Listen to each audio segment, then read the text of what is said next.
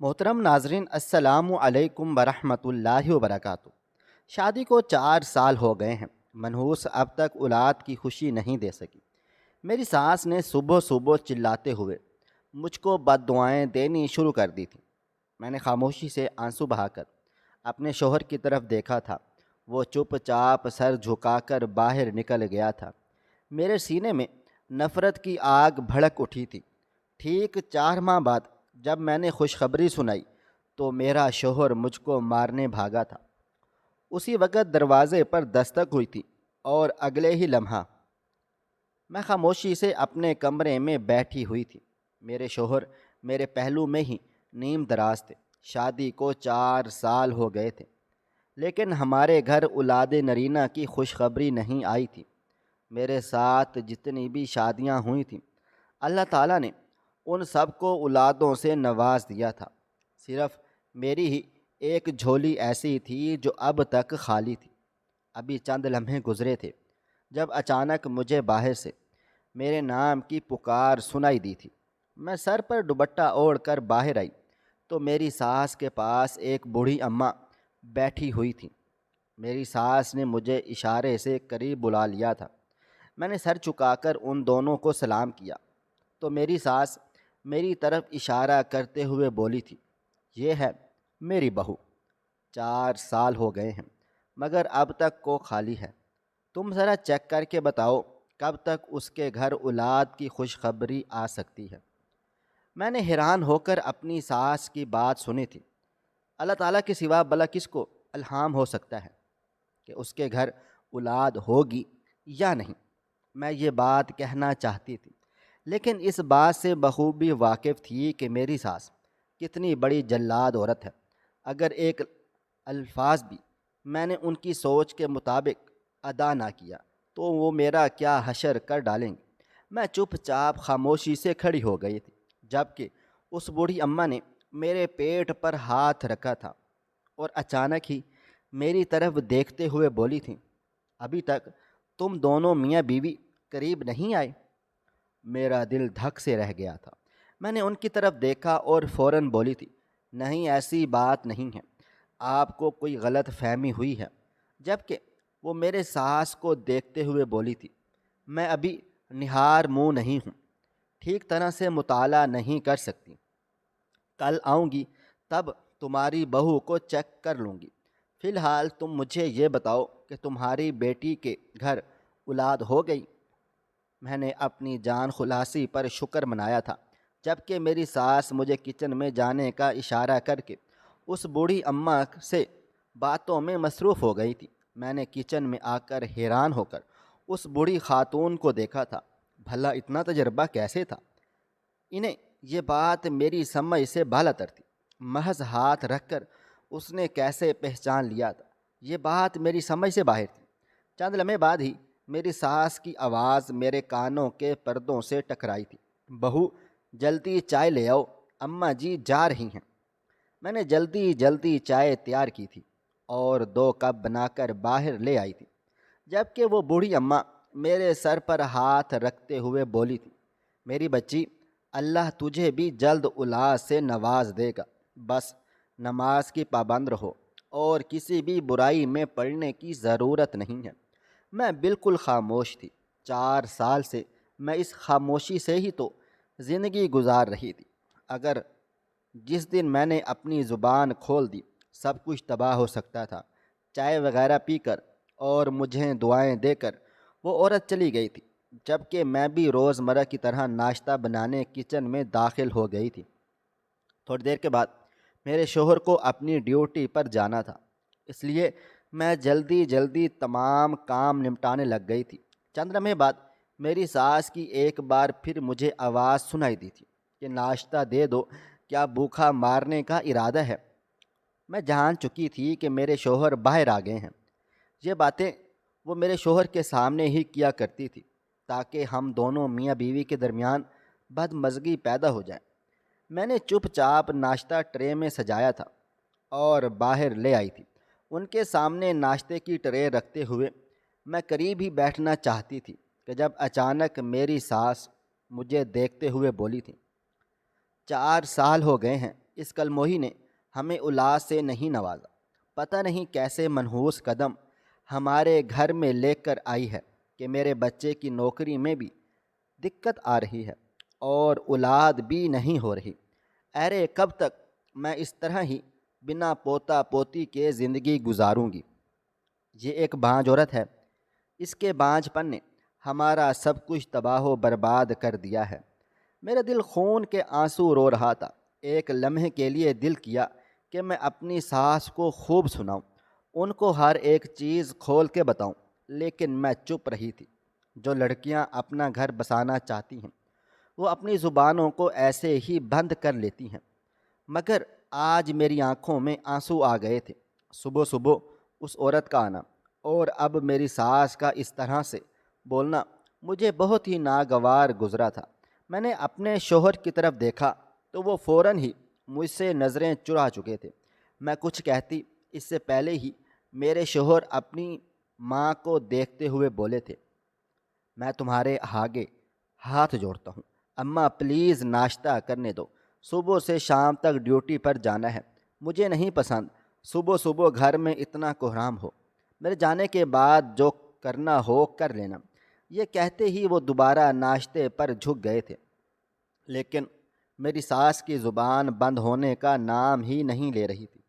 وہ ایک بار پھر بولی تھی، ہاں ہاں، میرا کہنا تو تم سب کو چبھتا ہے، جب دنیا اور سماج تمہارے منہ پر باتیں کریں گی تب تمہیں سمجھ آئے گا کہ تکلیف کیا ہوتی ہے۔ جہاں بھی بیٹھو سب یہی پوچھتے ہیں، تمہاری بہو کے ہے یا نہیں، یا ابھی تک کوک سونی ہے۔ میرا بھی دل چاہتا ہے کہ میں اپنے پوتا پوتی کو کھلاؤں، ان کے ساتھ بازار جاؤں، انہیں پیار کروں، انہیں اپنی گود تک رسائی دوں، لیکن ایسی خوشی مجھے کبھی بھی نصیب نہیں ہوگی۔ یہ کہتے ہی وہ اپنی جگہ سے اٹھ کر اپنے کمرے میں چلی گئی تھی، جبکہ میں نم آنکھوں سے اپنے شوہر کو دیکھے چلی جا رہی تھی۔ انہوں نے ایک نگاہ میرے وجود پر ڈالی تھی اور ناشتے کی ٹرے آگے کیے چپ چاپ گھر سے باہر کو چلے گئے تھے۔ میرا دل کیا کہ میں دھاڑے مار مار کر رو دوں۔ کتنی تکلیف میں خاموشی سے سہ رہی تھی، لیکن کسی کو بھی میری تکلیف نظر نہیں آتی تھی۔ صرف اور صرف اولاد اولاد کا نعرہ ہی لگایا جاتا تھا۔ میں نے چپ چاپ ٹرے اٹھائی تھی اور کچن میں واپس آ گئی تھی۔ ناشتہ کرنے کا تو دل ہی نہیں چاہ رہا تھا۔ چپ چاپ برتن وغیرہ دھو کر میں نیچے ہی زمین پر بیٹھ گئی تھی اور آنے والے وقت کا سوچنے لگ گئی تھی۔ اگر کل کو وہ بوڑھی مائی آ گئی اور اس نے نہار منہ مجھے چیک کیا تو تمام سچ سامنے آ جائے گا۔ یہ سوچ سوچ کر میرا دم خشک ہونے لگا تھا۔ مجھے کچھ سمجھ ہی نہیں آ رہا تھا کہ میں کیا کروں۔ ایک لمحے کے لیے دل کیا کہ اپنے شوہر کو فون کر کے اس تمام صورتحال سے آگاہ کروں، لیکن پھر میں نے سر جھٹک دیا تھا۔ ان کی تو ہمیشہ کی طرح ایک ہی بات ہونی تھی، اس میں میں بھلا کیا کر سکتا ہوں؟ میرا تو اس میں کوئی بھی قصور نہیں ہے، حالانکہ سارا قصور انہی کا تھا، مگر مانتا بھلا آج تک کون ہے؟ میں نے چپ چاپ چھری اٹھائی تھی۔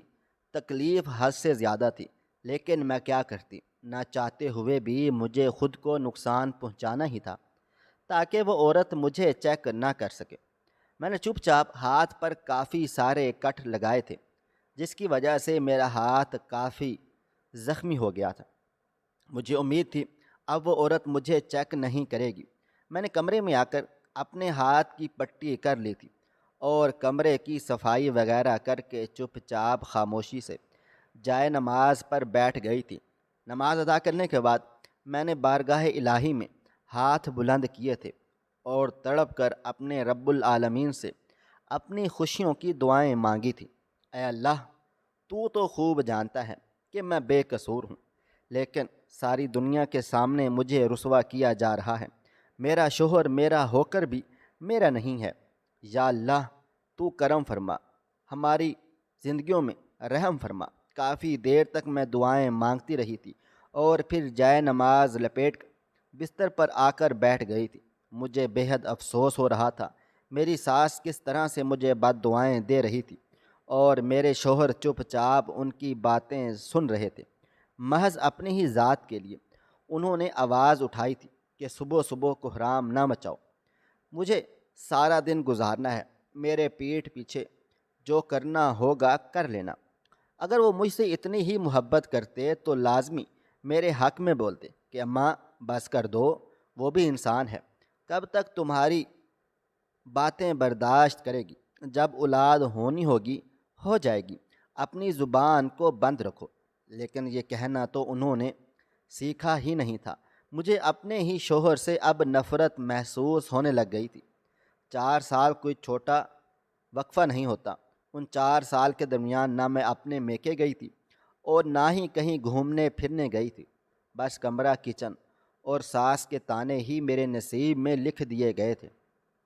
جب بھی میں اپنے ماں کے گھر جانے کی بات کرتی، میری ساس کا کوئی نہ کوئی پروگرام تیار ہی رکھا ہوتا تھا کہ مجھے یہاں جانا ہے۔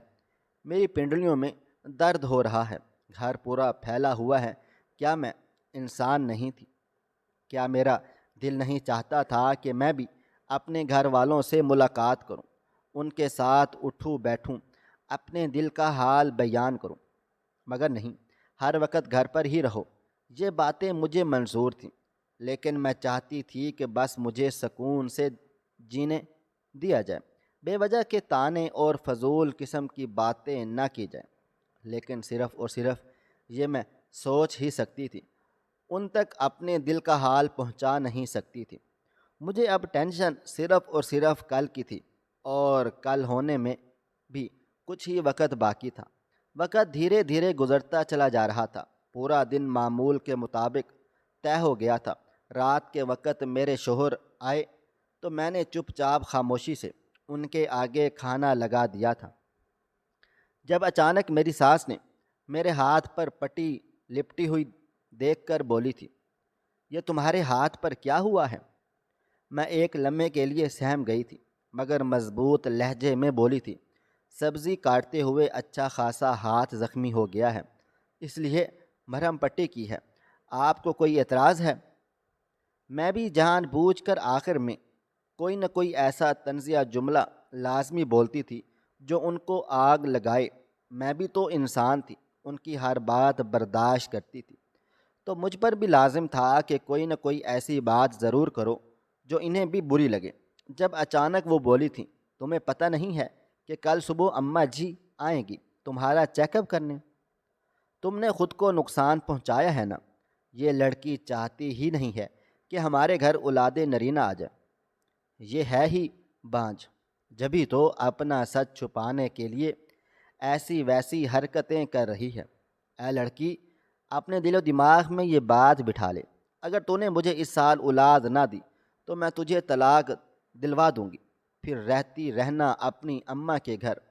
یہ کہتے ہی وہ اپنے کمرے کی طرف بڑھ گئی تھی، جبکہ میرے شوہر نے ایک نگاہ میرے وجود پر ڈالی تھی اور میں ان سے نظریں پھیر کر کمرے کے اندر چلی گئی تھی۔ ساری تکلیفوں کی وجہ ہی تو وہی تھے۔ کاش اگر وہ بر وقت مجھے سچ بتا دیتے تو میں آج یہ ضلالت نہ سہ رہی ہوتی۔ رات قطرہ قطرہ کر کے پگھلتی چلی گئی تھی۔ اگلی صبح کا سورج پوری آب و تاب سے روشن ہوا تھا۔ صبح 8 بجے ہی ہمارے گھر دستک ہو چکی تھی۔ میں جان چکی تھی کہ اماں جی آ گئی ہیں۔ میرا دل ہولے ہولے لرز رہا تھا جب اچانک میری ساس کی آواز میرے کان کے پردوں سے ٹکرا گئی تھی۔ وہ مجھے بلا رہی تھی اور میرا دل بہت گھبرا رہا تھا۔ اگر آج اماں جی نے مجھے چیک کر لیا تو سارا سچ کھل کر سامنے عیاں ہو جائے گا۔ میں نے فوراً اپنے شوہر کا بازو ہلا دیا تھا، انہیں جھنجھوڑ ڈالا تھا۔ ان کی آنکھ فوراً کھل گئی تھی۔ وہ مجھے دیکھتے ہوئے بولے، کیا ہوا زرینہ، کون سی قیامت آ گئی جو صبح صبح تم مجھے اٹھا رہی ہو؟ ان کا سرد لہجہ دیکھ میں غصے سے بولی تھی، آپ کو ذرا بھی احساس ہے کہ باہر میرے ساتھ کیا ہونے والا ہے؟ ماں جی نے ایک عورت کو بلایا ہے جو میرا چیک اپ کر کے ساری حقیقت ان کے سامنے کھول کے رکھ ڈالے گی۔ اگر ہمارا سچ سامنے آ گیا تب آپ کیا کریں گے؟ میری بات سن کر وہ خاموش ہو گئے تھے اور چند لمحے بعد بولے تھے، جو ہوگا دیکھا جائے گا، فی الحال جاؤ، اماں تمہیں بلا رہی ہیں۔ میری ماں کو دیر نہ کروایا کرو، میں نے تمہیں 1000 بار سمجھایا ہے۔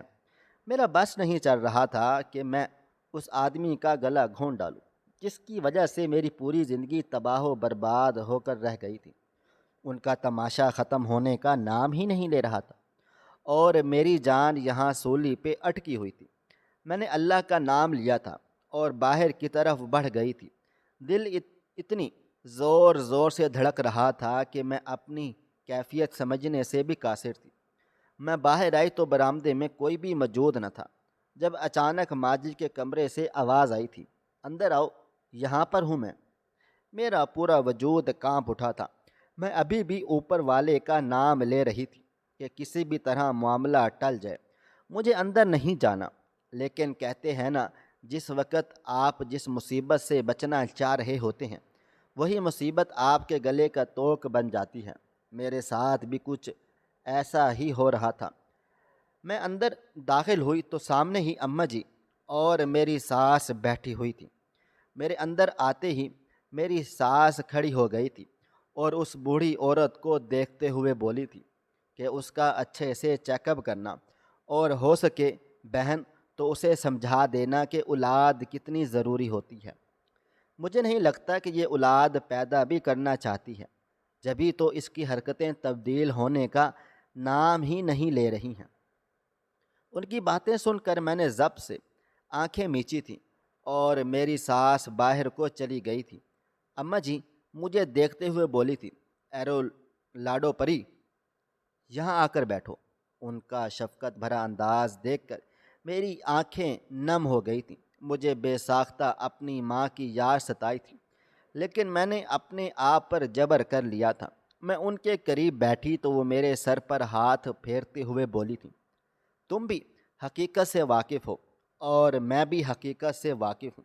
کل ہی مجھے تمہارا سارا سچ پتہ چل گیا تھا، لیکن میں نے کچھ نہیں کہا کیونکہ میں تمہاری ساس کی حرکتوں اور باتوں سے بخوبی واقف ہوں۔ اب مجھے تم سچ سچ بتاؤ کہ معاملہ کیا ہے، تم ایسا کیوں کرتی ہو، اور تم دونوں میاں بیوی کے درمیان اتنی دوریاں کیوں ہیں؟ میں ان کی باتیں سن کر اچانک ہی رو پڑی تھی۔ ایسا لگتا تھا جیسے بڑے صحرا میں نے کسی نے میرے سر پر سایہ سا کر دیا ہو۔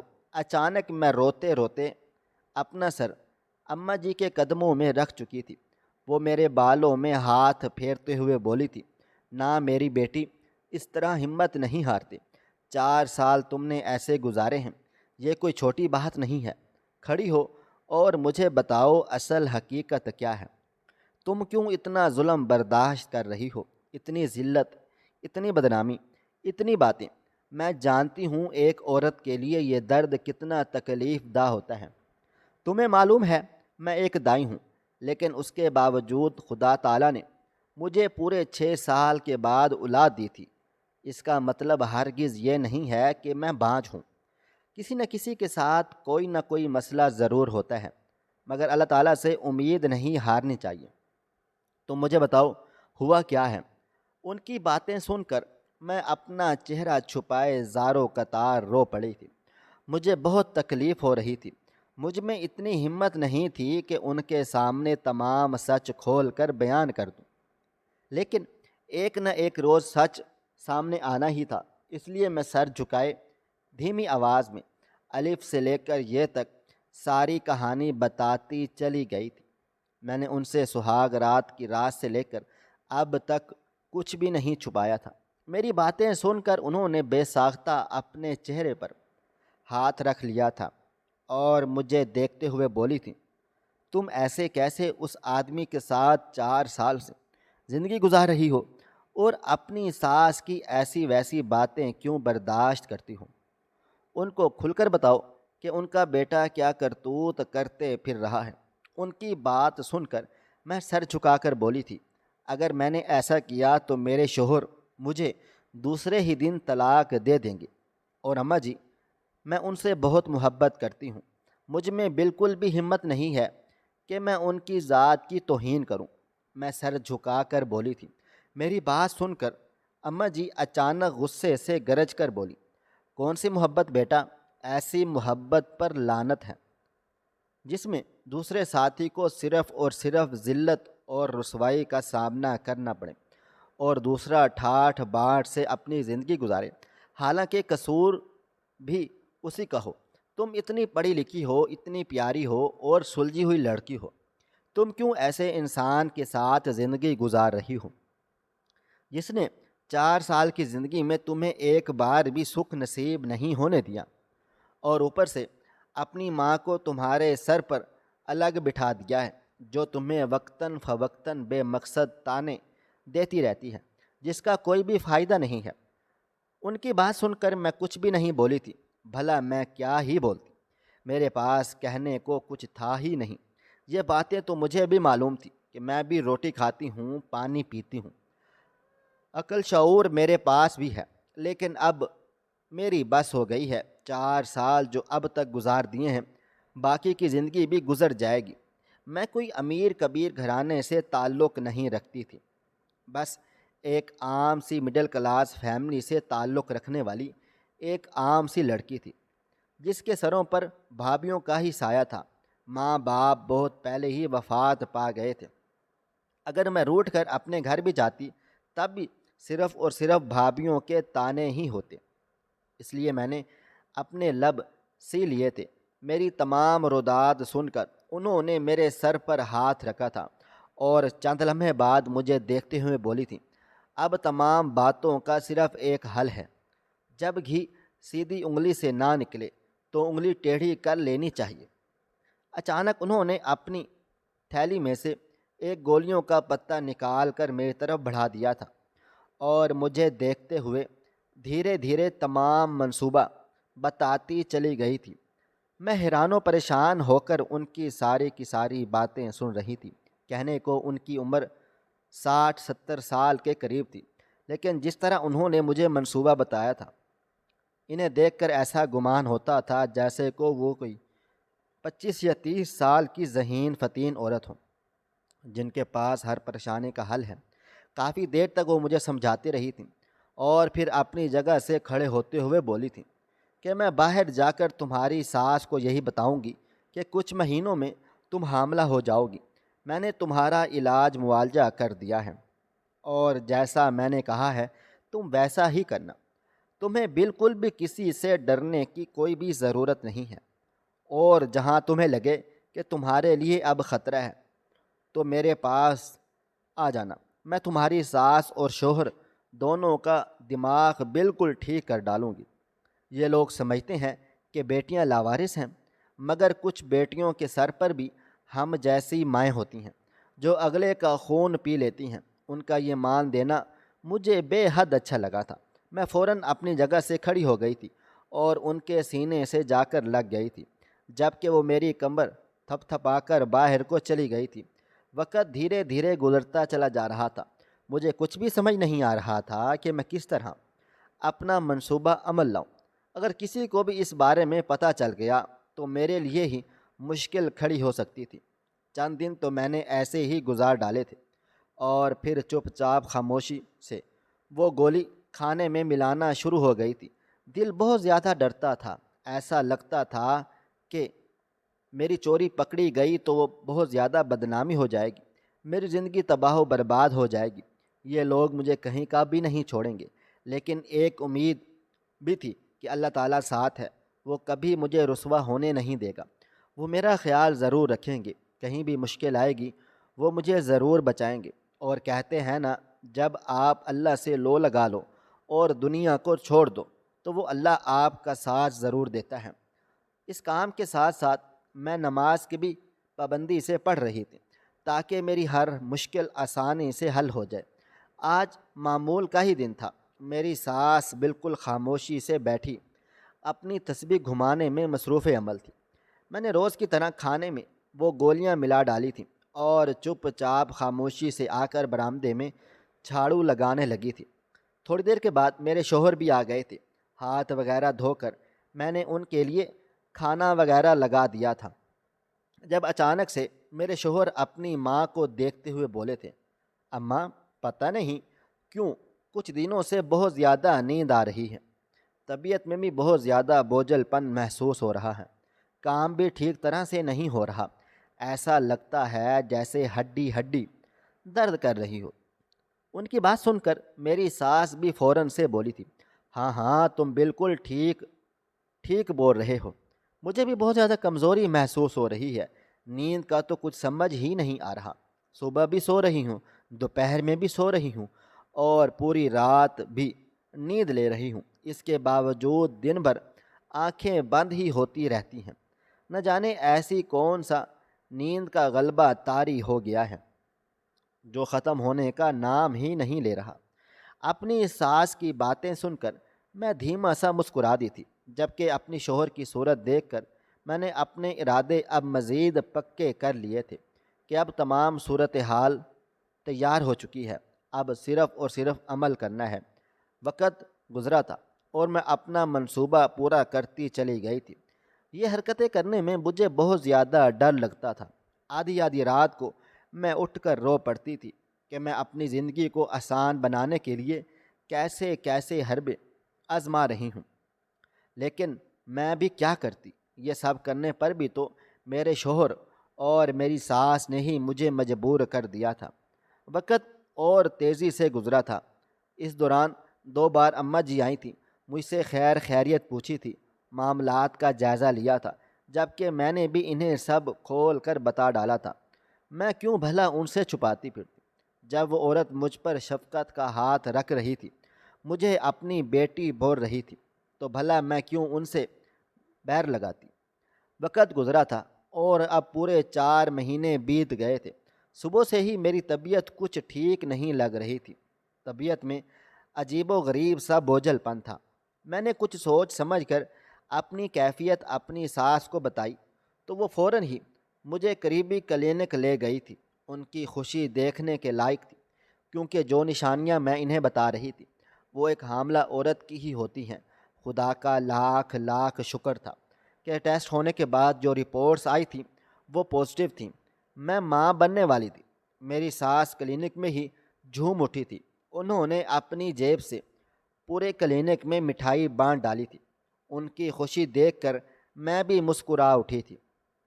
وہ مجھے لے کر گھر واپس کو آ گئی تھی۔ اب تو وہ ایک پاؤں پر ناچ رہی تھی۔ وہ جو 4 پائی سے قدم نہیں اتارتی تھی، اب سارے کام کاج وہ خود اپنے ہاتھوں سے نمٹا رہی تھی۔ مجھے بے حد شرم آ رہی تھی کہ وہ عمر دراز عورت تھی۔ ہمارے درمیان کتنے ہی اختلافات سہی، لیکن ایک بزرگ عورت سے گھر کے کام کاج کروانا میری ماں نے میری تربیت میں شامل حال نہیں کیا تھا۔ وقت گزرا تھا اور شام میں میرے شوہر بھی آ گئے تھے۔ ارادہ میرا تھا کہ میں انہیں اس بات کی اطلاع دے ڈالوں گی، طریقے سے سب کچھ بتا ڈالوں گی، لیکن میری ساس اتنی زیادہ پرجوش تھی، خوش تھی، کہ انہوں نے گھر میں داخل ہوتے ہی میرے شوہر کو سب بتا دیا تھا کہ تیری بیوی حاملہ ہے، تو باپ بننے والا ہے، اس کا بہت زیادہ خیال رکھنا، ان کا یہ کہنا تھا۔ اور میرے شوہر کے ہاتھوں سے گھر کا سارا راشن گر گیا تھا جو وہ لیتے ہوئے آئے تھے۔ وہ پھٹی پھٹی نگاہوں سے اپنی ماں کو دیکھے چلے جا رہے تھے اور پھر اچانک ان کی آنکھوں میں خون سوار ہو گیا تھا۔ ان کے مطابق تو ہم دونوں کبھی ایک دوسرے کے قریب آئے ہی نہیں تھے۔ 4 سال سے ہم دونوں ایک دوسرے سے دور دور زندگی گزار رہے تھے، ایک کمرے میں رہتے ہوئے بھی 2 اجنبیوں کی طرح۔ وہ فوراً میری طرف مارنے کو لپکے تھے، لیکن اسی پل گھر کے دروازے پر دستک ہو گئی تھی۔ میری ساس میرے شوہر کا ایسا رویہ دیکھ کر حیران و پریشان ہو گئی تھی۔ انہوں نے دروازہ کھولا تو سامنے اماں جی کھڑی ہوئی تھیں۔ انہوں نے اندر آتے ہی میرے شوہر کے منہ پر 2 زناٹے دار تھپڑ مار ڈالے تھے۔ میری ساس یہ تمام ماجرا دیکھ کر حیران و پریشان ہو رہی تھی۔ اماں جی اس کو دیکھتے ہوئے بولی تھی، شرم آنی چاہیے، تم جیسے انسان کو ایک عورت جو تمہیں بیچ راہ میں چھوڑ کر چلی گئی اور دوسری جو تمہیں سمیٹ رہی ہے، تم اس کے ساتھ ہی وفاداری نہیں نبھا رہے، اس کو ہی قصوروار ٹھہرا کر بیوی کا حقوق نہیں دے رہے، تو بیویاں پھر ایسا ہی کرتی ہیں۔ یہ بول کر وہ چپ چاپ ہو گئی تھی، خاموش ہو گئی، جبکہ میری ساس اور میرے شوہر دونوں کی ہی آنکھوں میں اب حیرانگی تھی۔ میں نے سر جھکایا تھا اور دھیرے دھیرے تمام حقیقت ان کے سامنے کھولتی چلی گئی تھی۔ دراصل میرے شوہر شادی سے پہلے ایک لڑکی کو بہت زیادہ پسند کیا کرتے تھے، لیکن ماجی نے مجھے پسند کر لیا تھا۔ وہ لڑکی اچھے خاندان سے تعلق نہیں رکھتی تھی، اس لیے میری ساس نے اس لڑکی کو ریجیکٹ کر گئی تھی، اور میرے شوہر اس محبت میں ہی اب تک اٹکے ہوئے تھے۔ شادی کی پہلی رات ہی انہوں نے مجھے صاف صاف کہہ دیا تھا کہ میں تمہارے ساتھ کوئی بھی تعلق نہیں بناؤں گا۔ تم اور میں ایک کمرے میں رہتے ہوئے بھی اجنبیوں کی طرح زندگی گزاریں گے، اور اگر تم نے اس بارے میں میری اماں کو کچھ بھی بتایا تو میں اسی دن تمہیں طلاق دے دوں گا۔ تم اپنے راستے اور میں اپنے راستے۔ یہی باتیں جب میں نے اماں جی کو بتائیں تو انہوں نے مجھے نیند کی گولیاں دی تھیں، اور نیند کی گولی میں کھانے میں ملا کر اپنی زندگی آسان بناتی چلی گئی تھی۔ اپنے شوہر سے جائز حق لینے لگ گئی تھی، اور خدا کا کرم تھا، ٹھیک 3-4 ماہ کے بعد اللہ تعالیٰ نے مجھے بھی خوشخبری سنا ڈالی تھی۔ میری تمام باتیں سن کر میری ساس بھی آگے کو بڑھی تھی، اور میرے شوہر کے منہ پر 2 تھپڑ رسید کر دیے تھے کہ وہ لڑکی 4 سال سے میرا ہر ظلم، میرے ہر تانے کو چپ چاپ خاموش سے سہ رہی ہے۔ تمہیں جب غیرت نہ آئی تو کہ تم کتنے بڑے جلاد ہو، تمہیں اپنی ماں کی خوشیاں بھی نظر نہیں آئی کہ میں پوتا پوتی کے لیے کتنا ترس رہی ہوں۔ جبکہ میرے شوہر واقعی اب شرمندہ ہو گئے تھے۔ انہوں نے سب کے درمیان مجھ سے ہاتھ جوڑ کر معافی مانگی تھی، جبکہ میں نے بھی فراخ دلی کا مظاہرہ کرتے ہوئے انہیں صدقے دل سے معاف کر ڈالا تھا۔ مجھے بھی اولاد کی خواہش تھی، ایک اچھی زندگی گزارنے کی شدید خواہش تھی، بھلا میں کیوں اعتراض کرتی؟ اماں جی کا میں نے بہت بہت شکریہ ادا کیا تھا، ان کی وجہ سے ہی آج میں اس مقام پر پہنچی تھی کہ اب سکون دہ زندگی گزار رہی تھی۔ اللہ تعالیٰ نے 9 ماہ کے بعد مجھے ایک چاند سے بیٹے سے نواز ڈالا تھا، اور پھر 2 سال کے بعد میرے گھر بیٹے کی بھی آمد ہو گئی تھی۔ میرا گھر ہرا بھرا ہو گیا تھا، اور میرے شوہر بھی سیدھی راہ پر آ گئے تھے۔ ماضی انسان کی زندگی میں ہمیشہ ماضی ہی رہتا ہے، لیکن حال کبھی نہیں بدلتا۔ اس لیے انسان کو چاہیے کہ زندگی میں جو ہو چکا ہے اس سے آگے بڑھ جائیں، اور جو اب نعمت اس کے پاس موجود ہے اس سے لطف اٹھائیں۔ جو لوگ اللہ تعالیٰ کی دی ہوئی نعمت کی ناقدری کرتے ہیں، اللہ تعالیٰ ایسے لوگوں سے ناراض ہو کر اس نعمت کو ہی چھین لیتے ہیں۔ اس لیے بہتر یہی ہے کہ کبھی بھی خدا کی نافرمانی نہ کی جائے۔ ناظرین، آج کی کہانی آپ کو کیسی لگی؟ کومنٹ باکس میں اپنی رائے کا اظہار کریں۔ خواہش صرف اتنی ہے کہ کچھ الفاظ لکھوں جس سے کوئی گمراہی کے راستے پہ جاتے جاتے رک جائے، اور نہ بھی رکے تو سوچ میں ضرور پڑ جائے۔ پیارے دوستوں، امید کرتا ہوں کہ آپ کو ہماری آج کی کہانی پسند آئی ہوگی۔ ہماری آج کی کہانی پسند آئی ہو تو ویڈیو کو لائک کریں، کومنٹس کریں، شیئر کرنا بالکل بھی نہ بھولیں۔ اور ہاں، اگر آپ لوگ اس چینل پر نئے ہوں تو اس چینل کو سبسکرائب ضرور کر لیں، اور نوٹیفیکیشن کو ضرور دبا دیں تاکہ آنے والی کہانی سب سے پہلے آپ کو مل سکے۔ ملتے ہیں کل ایک نئی اور دلچسپ کہانی کے ساتھ۔ تب تک اپنا ڈھیر سارا خیال رکھیے گا۔ اللہ حافظ۔